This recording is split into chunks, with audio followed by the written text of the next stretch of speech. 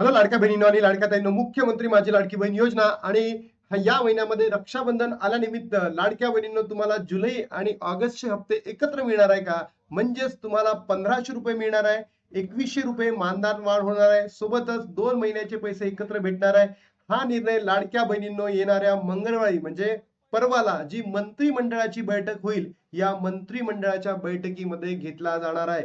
सोबतच लाडक्या बहिणींनो, या मंत्रिमंडळाच्या बैठकीमध्ये जे आपली ई-केवायसी ची प्रक्रिया आहे ही सुरू होणार की नाही, सोबतच जे तुमचं मानधन आहे हे सुद्धा वाढणार की नाही, याबद्दलही मोठा निर्णय घेतला जाणार आहे. तर लाडक्या बहिणींनो, या रक्षाबंधनानिमित्त तुम्हाला खुशखबर खुशखबर खुशखबर भेटणार आहे.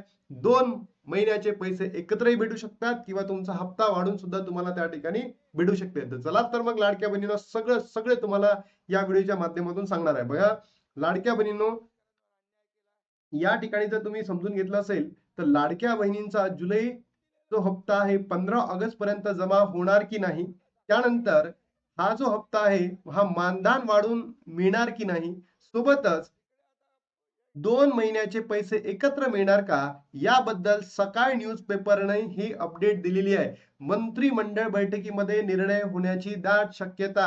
लाडक्या बहिणींचा जुलै महिन्याच्या हप्त्याबाबत महत्वाची अपडेट समोर आलेली आहे.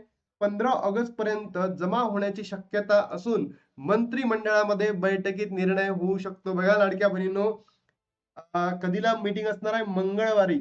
येणारे जो मंगळवार आहे, या मंगळवारी ती बैठक होणार आहे आणि याच्यानंतर आपल्याला माहिती पडणार आहे की वितरण कधी होणार आहे. मुख्यमंत्री माझी लाडकी बहीण योजनेच्या लाभार्थी महिलांना जून महिन्याचा 1,500 रुपयांचा हप्ता 15 ऑगस्ट पर्यंत मिळण्याची शक्यता आहे. योजनेसाठी निधी वर्ग करण्याबाबत मंगळवारी होणाऱ्या मंत्रिमंडळ बैठकीत निर्णय होणार आहे. एकतर तुमचं मानधन सुद्धा वाढून देईल किंवा 2 महिन्याचे पैसे एकत्र देईल किंवा लाडक्या बहिणींनो, जी ई-केवायसी प्रक्रिया आहे ही सुद्धा लवकरात लवकर सुरू करून प्रत्येक बहिणीला, ज्या बहिणी आता पात्र आहे, ज्या बहिणी अपात्र आहे, त्या प्रत्येक बहिणीला ई-केवायसी करावी लागणार आहे. हे सुद्धा निर्णय याच मंगळवारी होणाऱ्या मंत्रिमंडळाच्या बैठकीमध्ये घेतला जाणार आहे. जून महिन्याचा हप्ता 15 जुलै रोजी लाभार्थी महिलांच्या खात्यामध्ये जमा करण्यात आला होता. त्यानंतर आता जुलैच्या हप्त्याची प्रतीक्षा आहे. मंत्रिमंडळ बैठकीनंतर हप्ता वितरित करण्याबाबत अधिकृत माहिती स्पष्ट केली जाऊ शकते. सोबतच ई-केवायसी प्रक्रियेनंतर राज्यातील सुमारे 80 लाख महिला अपात्र ठरले असल्याची माहिती समोर आली आहे. त्यामुळे पात्र ठरणाऱ्या सुमारे 1,66,00,000 महिलांना जुलैचा हप्ता सोबत ऑगस्टचा हप्ता एकत्र देणार का? त्याचबरोबर मानधन वाढून भेटणार का? त्याचबरोबर लाडक्या बहिणींनो, जी ई-केवायसी ची प्रक्रिया आहे ही डबल सुरू होतील का? कधी होतील? त्याची दिनांक देईल? सगळंच यामध्ये जाहीर केलं जाणार आहे. तर लाडक्या बहिणींनो, मी तुम्हाला सांगतोय की आता तुम्हाला या मंगळवारी होणाऱ्या बैठकीमध्ये काय होऊ शकतं बघा. लाडक्या बहिणींनो, जर 15 ऑगस्ट पर्यंत जी-आर येऊन तुमच्या अकाउंटला पैसे जमा झालेत तर ते किती असायला पाहिजे? 1500 रुपये असायला पाहिजे. बट हे जे सरकार आहे बोगस आहे, नालायक आहे, ढोंगी आहे, मतलबी आहे. हे सरकार काय करणार आहे लाडक्या बहिणींनो, तुम्हाला 28 तारखेलाच जुलै महिन्याचेच 1500 रुपये देणार आहे. बरोबर? जुलै महिन्याचेच 1500 रुपये देणार आहे, म्हणणार आहे घ्या बाबा, रक्षाबंधनाची भेट घ्या. बट आपण सरकारकडे मागणी करूयात लाडक्या बहिणींनो, की जर तुम्हाला असंच करायचं आहे तर जो आमचा 1500चा हप्ता आहे तो कितीवर न्या? 2100 न्या आणि आम्हाला 28 तारखेला 2100 रुपये तरी जमा करून द्या. समजा सरकारला हेही करायचं नाही आहे तर आपण सरकारकडे तिसरी मागणी करू, की आम्हाला 2 महिन्याचे पैसे एकत्र द्या. म्हणजे जुलै आणि ऑगस्ट हे 2 महिन्याचे पैसे एकत्र देऊन 28 तारखेला म्हणजे रक्षाबंधनाला 3,000 रुपये आमच्या अकाउंटला पाठवा. नाहीतर तुम्हाला समजलं ना सरकार काय करणार आहे लाडक्या बहिणींनो, फक्त ही जी पहिली कंडिशन आहे तीच करणार आहे, की आता पैसे देणार नाही. तुमच्या आजची 9 तारीख आहे, 11 आणि 10 आणि 11 म्हणजे 11 तारखेला मंत्रिमंडळामध्ये निर्णय घेतील आणि 28 तारखेपर्यंत तुमच्या अकाउंटला पैसे पाठवतील. किती? ते 1500 रुपये जुलै महिन्याचे. मग 1 महिना तर पेंडिंग पडलाच आहे.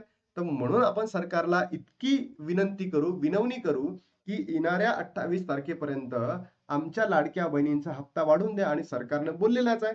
तर हे 2100 रुपये त्या ठिकाणी सरकारने द्यावे किंवा आमची तिसरी मागणी जुलै आणि ऑगस्ट हा दोन्ही महिन्याचा लाभ तुम्ही लाडक्या बहिणींना 28 पर्यंत द्यावा. तुम्हाला काय वाटतं? नक्की कमेंट बॉक्समध्ये सांगा. लाडक्या बहिणीनं तुम्हाला पहिला मुद्दा वाटला तुम्ही 1 टिक करा. तुम्हाला दुसरा वाटला तुम्ही 2 टिक करा किंवा तिसरा वाटला तुम्ही 3 टिक करा. म्हणजे 3000, 2100 किंवा 1500 म्हणजे याच्यावरून आपल्याला निकष येईल. आणि महाराष्ट्रातील प्रत्येक युट्यूबर्सला सुद्धा मी हेच म्हणतोय की तुम्ही सुद्धा असाच पद्धतीचा व्हिडिओ बनवून तुम्ही टाका, जेणेकरून सरकारपर्यंत आपला व्हिडिओ पोहोचेल. बरोबर, मी सगळी इन्फॉर्मेशन तुम्हाला या ठिकाणी दिली. ही 28 तारखेपर्यंत 3000 रुपये द्या. जर नाही द्यायचंय तुम्हाला तुम्ही 2100 रुपये द्या. 1500 वरच लाडक्या बहिणींना ठेवू नका.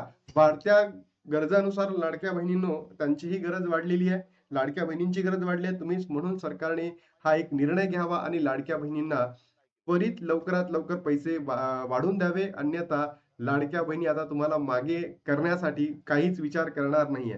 त्यानंतर लाडक्या बहिणींनो, जी ई-केवायसी ची प्रक्रिया सुरू होणार आहे, ई-केवायसी ची प्रक्रिया, त्या अगोदर तुम्हाला काही कागदपत्रे रेडी ठेवायची आहे, डॉक्युमेंट्स रेडी ठेवायचे आहे. आणि हे जर डॉक्युमेंट तुम्ही रेडी ठेवले नाही तर समजून घ्या लाडक्या बहिणींनो, तुमची ई-केवायसी पुन्हा होणार नाही आणि मग तुम्ही चुकीची ई-केवायसी कराल आणि त्याच्या माध्यमातून तुमचा लाभ त्या ठिकाणी बंद होईल. म्हणून बघा, तुम्हाला काय करायचंय, तुमचं आधार कार्ड रेडी ठेवायचं आहे. दुसरं, अधिवास प्रमाणपत्र जर नसेल तर तुमचं रेशन कार्ड, तुमचं मतदान ओळखपत्र, तुमचं जन्म प्रमाणपत्र आणि शाळा सोडल्याचा दाखला, या 5 पैकी एक डॉक्युमेंट तरीही तुम्हाला लागेल म्हणजे लागेल. मग समजा तुमच्याकडे अधिवास नाहीये, तर तुमच्याकडे हे 4 डॉक्युमेंट पैकी एक कोणतं तरी तुमच्याकडे लागणार म्हणजे लागणार लाडक्या बहिणींनो. जर तुमच्याकडे पिवळी आणि केशरी शिधापत्रिका आहे म्हणजे रेशन कार्ड आहे, तर यावेळेस तुम्हाला उत्पन्नाचा दाखला लागणार नाही. बट तुमच्याकडे शुभ्र म्हणजे व्हाईट काय म्हणतो आपण शिधापत्रिका आहे किंवा कोणतीच नाहीये, तर अशा वेळेस तुम्हाला 2.5 लाखाचा काय लागणार आहे, प्रमाणपत्र लागणार आहे की तुमचं 2.5 लाखापेक्षा जास्त उत्पन्न आहे की कमी उत्पन्न आहे. नवविवाहित असेल तर तुम्हाला तुमच्याकडे जर म्हणजे पत्नीचं नाव त्या राशन कार्ड मध्ये जर नसेल तर तुमचं मॅरेज सर्टिफिकेट सुद्धा त्या ठिकाणी चालेल. आणि बँक खाते तपशील जसं महिलेच्याच नावाने ते बँक अकाउंट असायला पाहिजे. त्याचबरोबर महिलेच्याच नावाने आपण असं म्हणू शकतो आधार कार्ड पण आणि महिलेच्याच नावाने मोबाईल पण, हे तिन्ही का असायला पाहिजे, एकमेकांशी लिंक असायला पाहिजे, कनेक्टेड असायला पाहिजे. आणि नंतर लाभार्थी महिलेचं हमीपत्र आणि फोटो, हे सगळं लागणार आहे.